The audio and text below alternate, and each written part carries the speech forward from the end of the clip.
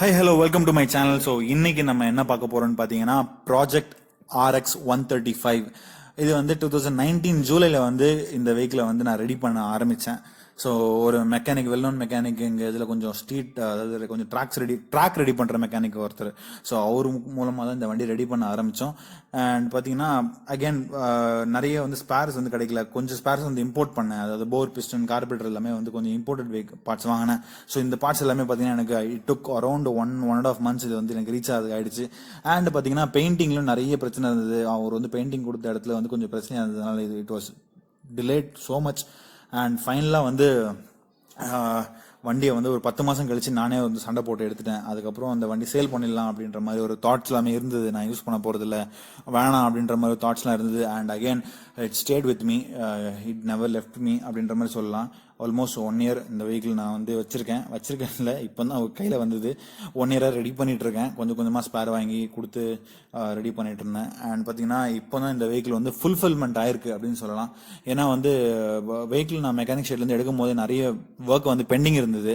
Tank ஷீட்லாம் paint பண்ணல, ஏன்னா ரொம்ப டிலே ஆகிட்டாங்க. டேங்க் ஷீட்லாம் பெயிண்ட் பண்ணல. அண்ட் செயின் கார்டு அண்ட் பார்த்தீங்கன்னா உங்களுக்கு ஒயரிங் ஒர்க்ஸ்லாம் நிறையவே இருந்தது. ஒயரிங் எதுவுமே பண்ணலை. இண்டிகேட்டர், ஹார்ன் அடிக்கல, எதுவுமே ஆகலை.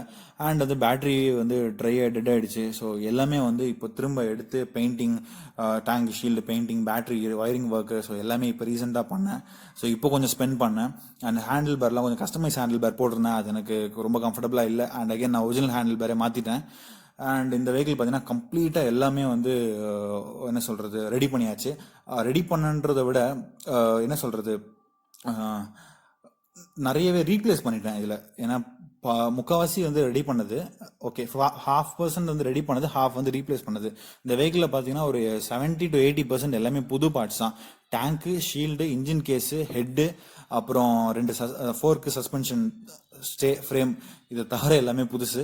ஸோ எல்லாமே ஆல்மோஸ்ட் மாற்றிட்டேன். அண்ட் பிரேக் லிவர், அந்த பிரேக் பெடல் இருக்கு இல்லைங்களா, அது தவிர மற்ற எல்லாமே புதுசு இந்த வண்டியில்.